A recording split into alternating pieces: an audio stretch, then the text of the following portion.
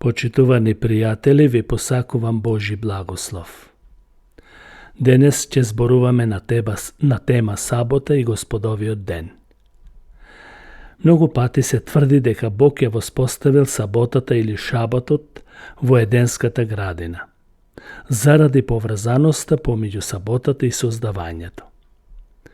Иако Божиот одмор е на седмиот ден, сепак нема никаде библиски запис за саботата пред да излезат израелците од египетското робство. Никаде, ама баш никаде, нема доказ или стих кој укажува дека саботата ја држел Адам па се до Мојсеј. И не можеме по никаков начин да тврдиме дека саботата, како што тврдат некои, дека тоа се подразбира иако не е запишано. Божиот збор е јасен, дека држењето на саботата беше посебен знак помеѓу Израел и Бог. Бог ја даде саботата на Израел за да се сеќаваат дека некош биле робови во Египет. Библијата вели: спомни си дека и ти беше роб во египетската земја и дека оттаму те избави Господ твојот Бог со силна рака и со испружена мишка. Затоа ти заповеда Господ твојот Бог да го пазиш саботниот ден. Тоа е запишано во 5-та книга Мојсеева, 5-та глава, 15-тиот стих. Тоа не им беше дадено за да се сеќаваат на денот на создавањето, туку да се сеќаваат на своето робство во Египет и Божјото ослободување од него. И во тој ден не смеело ништо да се работи, да не се излегува од дома, да не се пали оган, да не се тераат другите да работат и така натаму. Секој што би го прекршил тоа, го казнувале со смрт. Во Новиот Завет апостол Павле ја користеше можноста да им проповеда на јудејците во саботниот ден, бидејќи тие уште постапуваа според Стариот Завет и неговите прописи.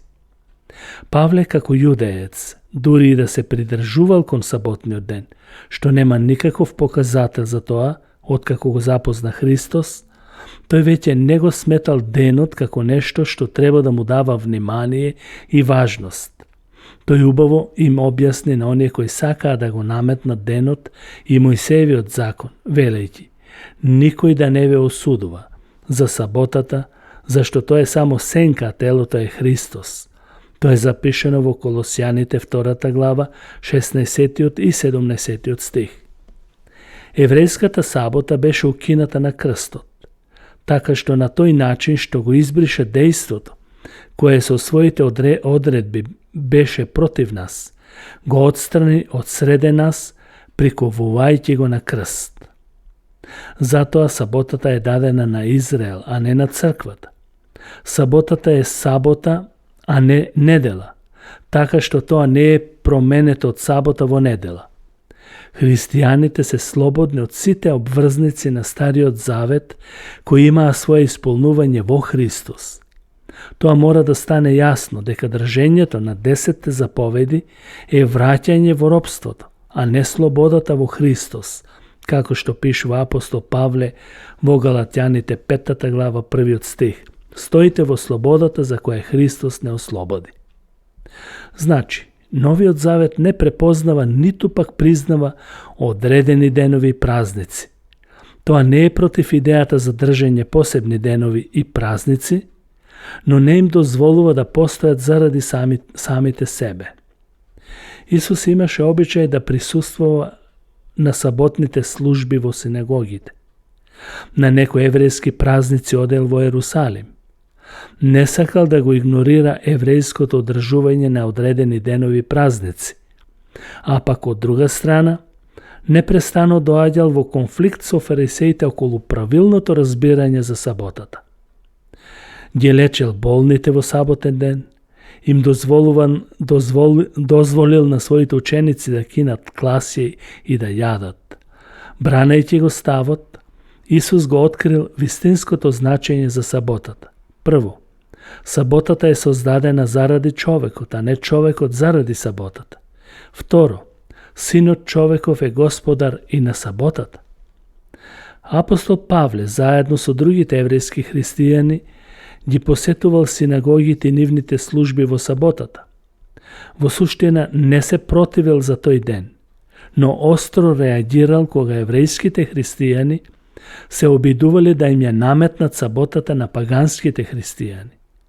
Наспроти легалистичкото движење во галатските цркви, Павле напишал: "Внимавате добро на деновите, месеците, времињата и годините.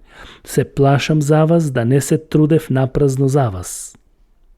Тоа е запишано во Галатјаните 4 глава 10 стих. Трудот на Павле би бил напразен доколку галатјаните започнат да ги разликуваат деновите и месеците, сметајќи ги за нешто посебно вредно. И колосјаните ги предупредувал за саботата. Нека никој не ве осудува за јадење или пиење, за празници или млада месечина или за саботи, нешта кои се само сенка на она што ќе дојде, а суштината или телото е Христос. Сабота или Новиот Завет никаде не посочува дека некој од првите христијани поучувал да се држи саботата. Најраните христијани биле евреи. Тие на почетокот не можеле да ја избегнат реалноста за саботата, затоа ги посетувале синагогите во саботен ден. Но тоа треба да се свати во нивната религиозна и културолошка позадина. Откако започнале да се обраќаат паганските христијани кон црквата, дошло до поделба околу ова прашање, така што апостолите забранувале да се наметнува еврејството, вклучувајќи ја овде и саботата. Писмото до евреите зборува за вистинското значење на сабота, за христијаните. Животот во Христос е тој ветен одмор или сабота. Тоа е запишено во Евреите 4 глава.